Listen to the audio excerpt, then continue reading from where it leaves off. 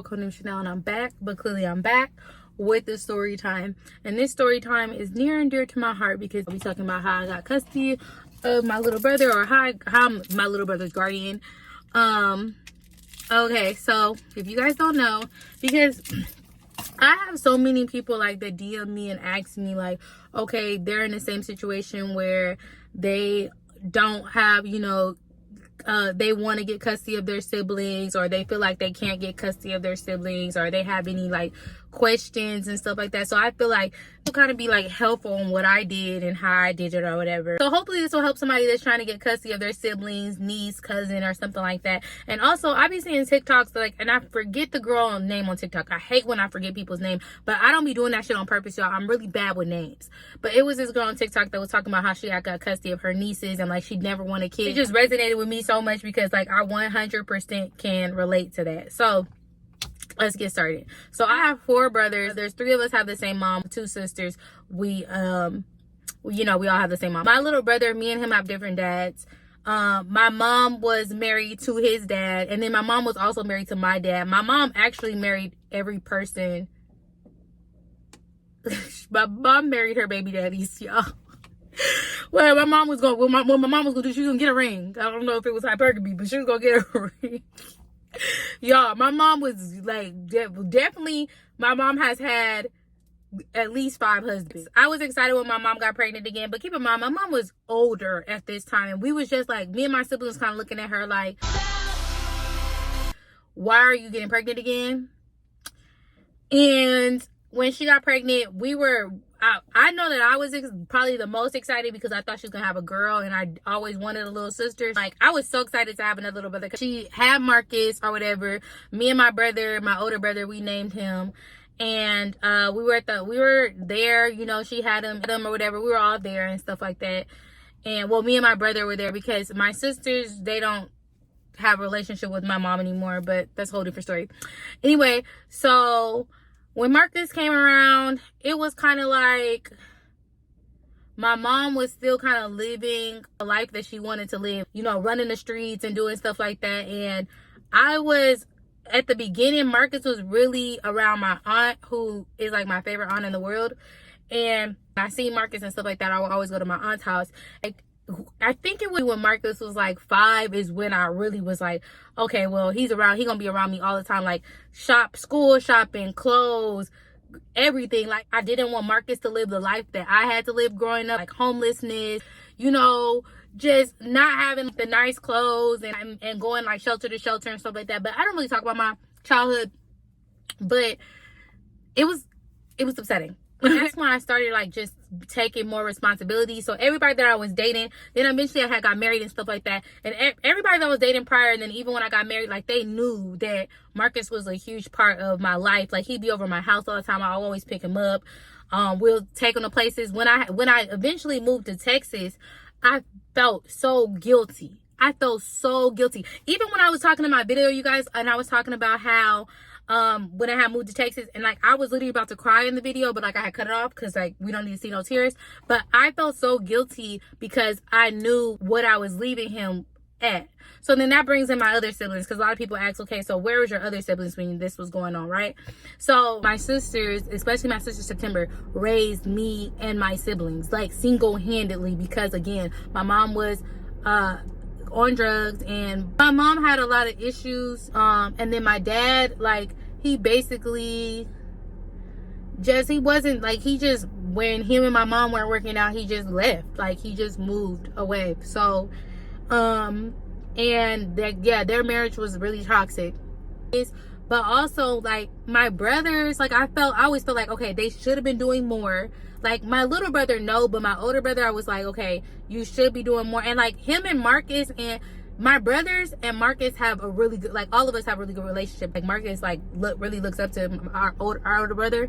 So, but I feel like he should have been, like, you know, more involved, or been the one to like get Marcus, but it just didn't happen like that. And I feel like everything happens for a reason, because like, it was something in me that was just like, yeah, I need to get my little brother. And I was just like, you know, because my older brother, he has a kid now, But I was always the one, like, I don't want any kids, but like if I ever did have a kid, then it'd be, you know, helping my brother and just making sure that he don't live the life that we had to live growing up, like with struggling and stuff like that. So the summer when he had finished, he was in the 6th grade.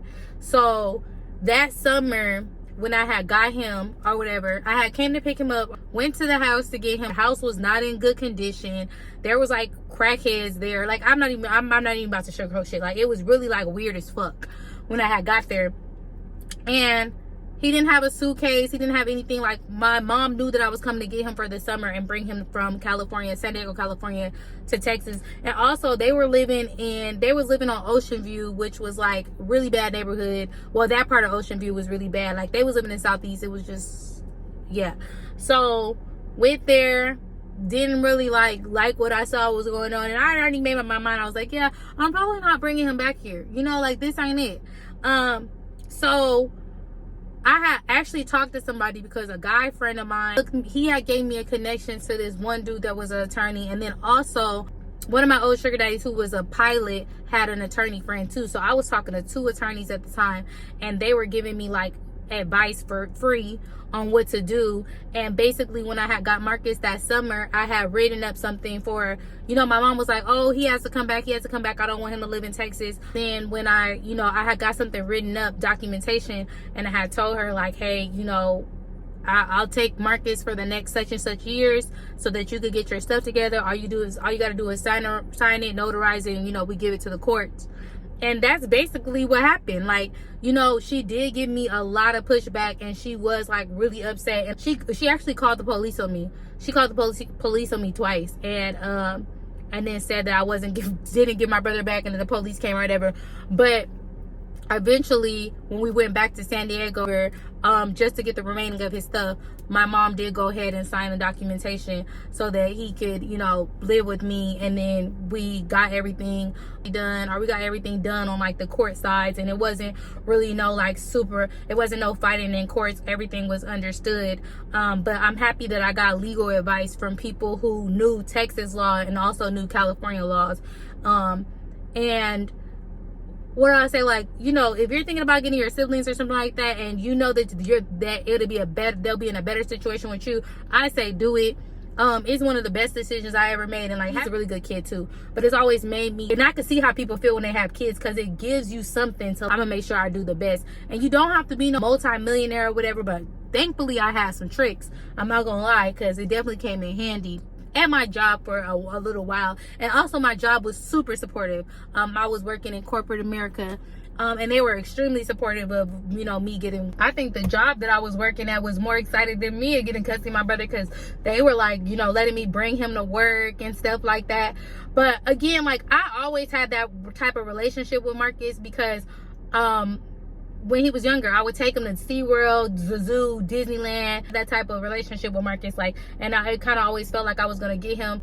So once I had got Marcus, and that happened, a few years later, the pandemic happens, and his dad is already like a sickly person or whatever. His dad gets sick, gets COVID, ends up in the hospital, and then he passes away. So this was in 2020. Yeah, the beginning of 2020, his dad passed away. So then that was really like heartbreaking, because not that he had like an extremely close relationship with his dad, but like he had the same relationship that he has with my mom. Like, you know, he knew his dad. My mom and his dad was married, so like, yeah, he knew his dad. But when I got Marcus, I didn't know where his dad was. So I you know, people ask me all the time, like, okay, so where was his dad when you got him? I don't know. Like at this point, his dad had him and my mom had got a divorce, and like he again just left, like didn't, you know, wasn't around. So then yeah, so when his dad passed away, it was really hard, and I know Marcus was very sad. So, you know, I wanted to get Marcus people to talk to, and I never had that opportunity when I was a kid, to have a therapist and people to talk to. And I wish I had that.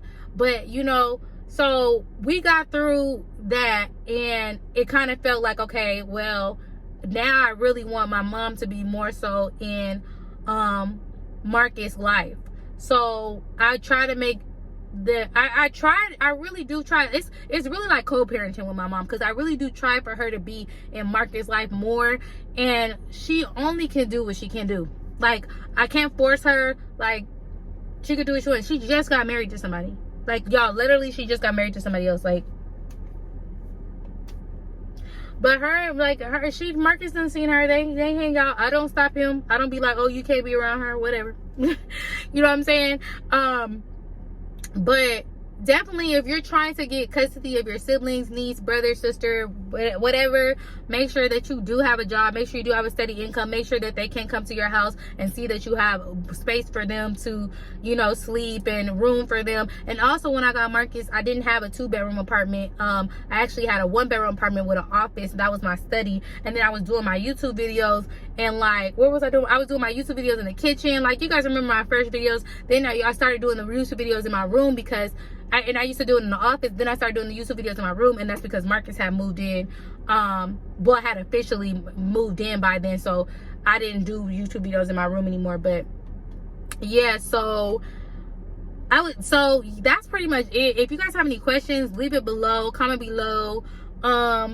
I know I skipped over a few things, but I wanted to keep this really simple. And like, I had talked to my best friend Dawn, and she was like, if you're gonna do it, don't be like, you know, sounding very like, you know, spiteful or saying malicious things. But I gotta speak my truth. Guys, you know what? People ask about Marcus all the time.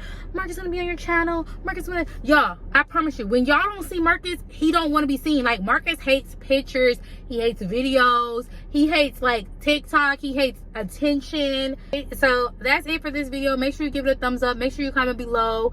And, yeah, if you have any questions, definitely ask me. And I'm out.